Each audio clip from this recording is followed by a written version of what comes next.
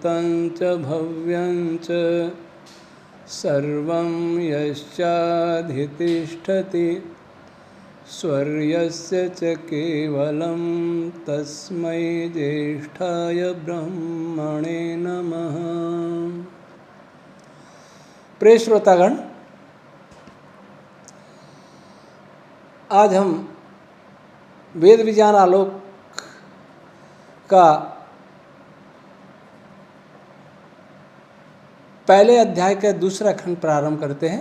ऐत्रेय ब्राह्मण का पहले अध्याय और खंड संख्या 2। खंड का यज्ञो वै देवेभ्य उदक्रामत तमिष्टिभिः प्रैषमेच्छन् यत् इष्टिभिः प्रैषम ऐच्छन् तत् इष्टीनाम इष्टित्वं तम अनुवविंदन। यहाँ आप देख लें कि परंपरागत जो भाष्यकार हैं, आचार्य सायण प्रमुख है और दूसरे लोग जिन्होंने भी भाष्य किया है वो इसी शैली का अनुसरण किया है, आचार्य सायण की शैली का। आचार्य सायण का हिंदी में है, संस्कृत में है, और डॉक्टर सुधाकर मालवी ने हिंदी में भाष्य किया है। मैं उनका इसलिए बता रहा हूँ कि कोई मेरे भाष्य में टीका टिप्पणी करे, उसे मैं बताऊं कि मुझे क्या मिला विरासत में, या वो क्या दे सकता है जो टीका टिप्पणी कर रहा है, वो क्या दे सकता है, वो क्या अर्थ कर सकता है। वो यही करेगा। देखो उन्होंने क्या लिखा है। अब इष्टि शब्द का निर्वचन करते हैं। यज्ञ देवों के पास से चला गया, उस यज्ञ को दीक्षणीय और प्रापणीय आदि इष्टियों के द्वारा उन्होंने खोजना चाहा। कि उन्होंने, देवों ने, इष्टियों का इष्टित्व इसलिए है कि उन्होंने इनके द्वारा यज्ञ को खोजने की इच्छा की और उन्होंने उस यज्ञ को पा लिया। इसका भाष्य हुआ। ये किनका भाष्य है? आचार्य सायण के अनुसार डॉक्टर सुधाकर मालवी का भाष्य है। और जो मेरे वेद विज्ञान आलोक पर टीका टिप्पणी करते हैं, कर रहे हैं, वे भी इसका करके देख लें। टीका टिप्पणी में जितनी बुद्धि लगावें, जितना बुद्धि खर्च करें, जितना श्रम करें, उतना भाष्य करने में करें तो कितना अच्छा हो। तो वो भी यही भाष्य करेंगे कि देवों के बीच से यज्ञ चला गया, उठ के चला गया। अब यह देवता क्या, देव क्या करें? खोजा उनको, यज्ञ को खोजा। कहाँ गया? किसके द्वारा खोजा? इष्टियों के द्वारा खोजा। इसलिए इष्टियों के द्वारा खोजा, इसलिए इष्टियों को इष्टि कहते हैं। और इन इष्टियों से पा लिया। इष्टियाँ को थी दीक्षणीय, प्रापणीय, ये एक प्रकार का कर्मकांड यज्ञ, इनके द्वारा देवों ने यज्ञ को पा लिया। इसका क्या अर्थ आप समझेंगे? यज्ञ कोई व्यक्ति है, कोई प्राणी है जो उठ के चला गया, या कोई पदार्थ है जो चला गया? परंतु मत पूछो, व्याकरण से यही अर्थ बनता है। जैसा बनता है वैसा कर दिया, अनुवाद कर दिया। हमने क्या किया है, जिसके बाद वेद विज्ञान वालों को पढ़ सकते हैं। देव किसको कहते हैं? उन पदार्थों को कहते हैं देव जिनमें दीप्ति उत्पन्न हो चुकी है, जिनमें हल्का सा आकर्षण विकर्षण आदि बल भी हो गया है, जो एक दूसरे को नियंत्रित करने में या प्रभावित करने में समर्थ हो गए हैं, जो स्पंदित होते रहते हैं। दिव क्रीड़ा विजिगीषा, ये जो धातु है, इसके सारी क्रियाएं उस देव नामक पदार्थ में लगभग होती हैं। दानाद्वा, दीपनाद्वा, द्योतनाद्वा निरुक्त का जो निर्वचन है वह भी उसमें लागू होता है।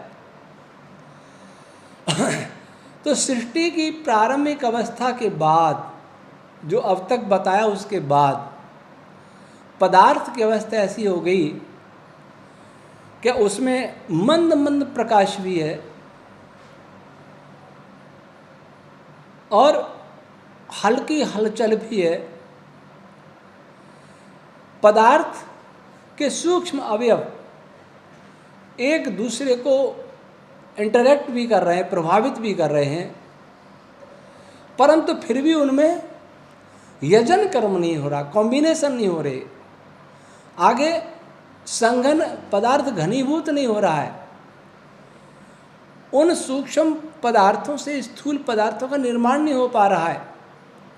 मान लीजिए क्वार्क बन गया तो प्रोटॉन, न्यूट्रॉन, मीजॉन आदि नहीं बन पा रहे हैं, या इलेक्ट्रॉन, प्रोटॉन आदि बन गए तो एटम नहीं बन पा रहे हैं। वैदिक भाषा में कहें तो अग्नि और सोम दोनों की पृथक पृथक स्पष्टता नहीं हो पा रही है। इस सृष्टि को बनने में दो प्रमुख पदार्थ हैं, अग्नि और सोम। आर्य समाज के एक विद्वान हुए पंडित भगवत दत्त जी, रिसर्च स्कॉलर, उन्होंने वेद विद्या निदर्शन में लिखा है कि जो अग्नि प्रधान है वो धनात्मक धनाविषित कण कहलाते हैं, और जो सोम प्रधान है वो ऋणाविषित कण कहलाते हैं। मैं पूज्य पंडित जी की इस बात से सहमत हूँ, और अग्नि और सोम दोनों का वैशिष्ट्य नहीं बन पा रहा था तब तक इस सृष्टि में विद्युत के दो रूप नहीं थे, धनावेश ऋणावेश दो आवेश नहीं थे, केवल आवेश था, निरावेश आवेश था, विद्युत थी, लेकिन पॉजिटिव नेगेटिव नहीं। विद्युत की परिभाषा में जाएं तो विद्युत की परिभाषा आज के विज्ञान को पता नहीं है। इलेक्ट्रिसिटी क्या है, आप इसमें कोई जो खोजना चाहें तो खोज सकते हैं, सर्च करके देख लीजिए। इलेक्ट्रिसिटी की ठीक परिभाषा की किसी ने दी हो तो मुझे बता देना। हमारी दृष्टि में, वैदिक सिद्धांत की दृष्टि में विद्युत वह गुण है जिसके कारण पदार्थों में आकर्षण प्रतिकर्षण आदि उत्पन्न होने लगता है, कुछ दीप्ति प्रकाश उत्पन्न होने लगता है। प्रकाश का अर्थ कोई फोटोन न समझ ले, फोटोन में तो प्रकाश स्वयं है, वो किसी और के कारण है। बहुत गहराई में नहीं जाएंगे। गुरुत्व बल भी एक प्रकार का विद्युत बल है। वेद विज्ञान आलोक पढ़ेंगे तो मालूम पड़ेगा, बहुत हल्का विद्युत बल, न पॉजिटिव है न नेगेटिव है, न्यूट्रल है। और कोई भी न्यूट्रल पार्टिकल, न्यूट्रॉन है, वह न्यूट्रल नहीं है, बल्कि पॉजिटिव नेगेटिव दोनों का संयोग है। तो जब सृष्टि में एक ऐसी अवस्था आती है कि अभी पॉजिटिव नेगेटिव कण उत्पन्न नहीं हुए, साइंस वर्तमान कॉस्मोलॉजी पार्टिकल फिजिक्स ये जानता ही नहीं है कि ये पॉजिटिव नेगेटिव पार्टिकल कब बनते हैं, कैसे बनते हैं, इनका स्ट्रक्चर क्या है। वो इसको इटर्नल मानते हैं, क्वार्क को, इलेक्ट्रॉन को, फोटोन को, इनको इटर्नल मानते हैं, वास्तव में इटर्नल नहीं है। तो जब ये नहीं बन पाते हैं तब भी पदार्थ देवरूप तो होता है। कहेंगे जब आकर्षण होता है तो फिर बनते क्यों नहीं। हवा बह रही है, हवा वायुमंडल है, आप देखें वायुमंडल में बहुत सारे अणु हैं और वे अणु एक दूसरे से आकर्षित भी होते हैं। ऐसा तो है नहीं उनमें आणविक आकर्षण बल रहा नहीं है, लेकिन इतना नहीं है कि एक दूसरे से जुड़ के कुछ चीज़ें बना सके। यदि ऐसा होता तो कार्बन भी है, ऑक्सीजन भी है, नाइट्रोजन भी है, हाइड्रोजन भी है वायुमंडल में। कहीं घी बन जाता, कहीं खाड़ बन जाता, कहीं कुछ बन जाता, कहीं कुछ बन जाता, बहुत सारी चीज़ें बन सकती थी पर नहीं बनती। उस बनने के लिए विशेष परिस्थिति की आवश्यकता होती है। कितना ताप होना चाहिए, कितना दाब होना चाहिए, उन पार्टिकल्स की कितनी एनर्जी होनी चाहिए, एक विशेष परिस्थिति होती है, कुछ शर्तें होती है, ऐसे नहीं होता सब। किसी ने कभी व्यंग किया था कि छंद रश्मि से गायत्री से विद्युत होता है, तो हमारे आश्रम में विद्युत गायत्री मंत्र से ही चल रही होगी। ये बाल बुद्धि वाला, बाल बुद्धि, इसको कहते हैं बाल बुद्धि। तो इस प्रकार से, इसी प्रकार जब ब्रह्मांड का पदार्थ ऐसा था कि उसके सूक्ष्म अवयवों में इतनी एनर्जी नहीं थी कि वो जुड़ सके, पॉजिटिव नेगेटिव नहीं थे, कोई भी पॉजिटिव नेगेटिव, सबको न्यूट्रल पदार्थ था, तब संयोग और की प्रक्रिया वहाँ तक तो चल गई। प्राण रश्मि आपस में मिली, छोटी छंद रश्मियाँ मिली, फिर बन करके बड़ी छंद रश्मियाँ बनी, स्पेस बन गया, ये बन गया, आगे प्रक्रिया रुक गई। इसको कहा है कि यज्ञ देवों के बीच से चला गया। अब कुछ और तरीके से उन देवों ने खोजना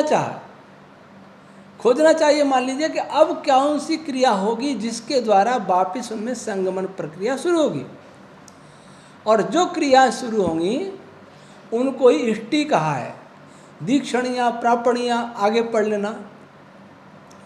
तो उन प्रक्रियाओं से चार्ज उत्पन्न होता है, और चार्ज उत्पन्न होने के बाद फिर वापस यज्ञ प्रक्रिया शुरू हो जाती है।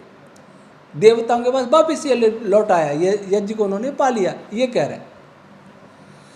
अनुवित्त यज्ञो राजनोति एवं वेद, इसका अर्थ दूसरे लोग क्या करते हैं, जो इस रहस्य को जानता है वह उसके अनुष्ठान से यज्ञ को पाकर फल से समृद्धि को प्राप्त करता है। उनका रहस्य क्या था कि देवों से ये उठ के चला गया। अब ढूंढा उन्होंने इष्टियों के द्वारा, इसलिए उसको इष्टि कहते हैं। जो इस रहस्य को जानता है वो सब फल को पा लेता है। ये भाष्य हुए हैं, कभी कोई नहीं बोलता इस पर। लेकिन अब ये मैंने भाष्य बताया, ये भाष्य किया, एक एक पंक्ति पढ़ने में वर्षों लग गए, समझ में नहीं है। यह हमारा अर्थ क्या है, यह एवं वेद, जब इस प्रकार की स्थिति हो जाती है, वेद सत्तायाम धातु से जानता है नहीं, जब इस प्रकार की स्थिति हो जाती है अनुमित यज्ञ राजनोति, तब यह पदार्थ यज्ञ को प्राप्त कर लेता है। संपूर्ण ब्रह्मांड में संयोग वियोग की प्रक्रिया शुरू हो जाती है। सूक्ष्म पार्टिकल, जिसको इटर्नल पार्टिकल कहते हैं, वो उत्पन्न हो जाते हैं, और फिर उसके बाद आगे की प्रक्रिया शुरू हो जाती है। तो इन दो कंडिकाओं का सार ये है कि सूक्ष्म रश्मियों के संगमन से आगे बढ़े, स्पेस भी बन, आकाश भी बन गया, आकाश महाभूत। आकाश महाभूत निरवयव नहीं है, निरवयव अवकाश रूप आकाश है, वो अवकाश है, अभाव रूप है।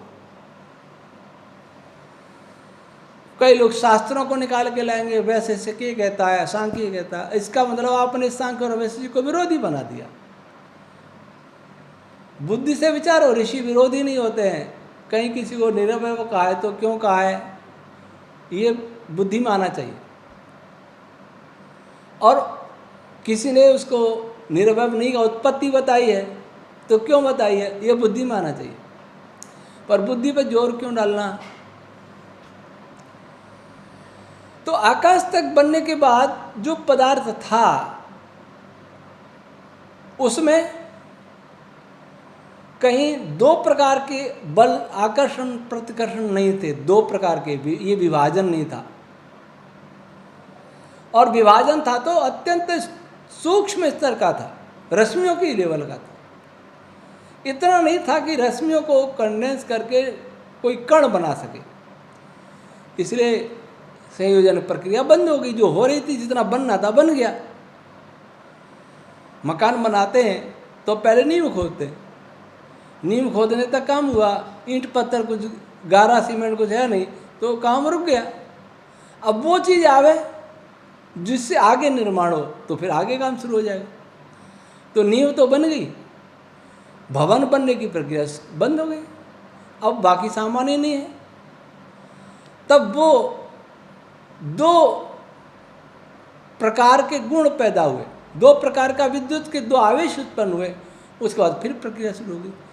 तो जब ब्रह्मांड में स्थिति बन जाती है कि दो प्रकार के आवेश हो जाते हैं, तो वापस यदि शुरू हो जाता है। यहाँ ये कहने का तात्पर्य। तो अब आप देखें कि मुझे विरासत में क्या मिला था, सायण का वायस मिला था, और मैंने उससे ये किया, तो सायण का सहयोग लिया क्या मैंने? ये कहाँ से आया? परमात्मा की कृपा थी, और पूरे ग्रंथ में ऐसे ही चला, अन्यथा मैं इसको नहीं कर पाता। आज इतना ही, शेष फिर। ओम शम।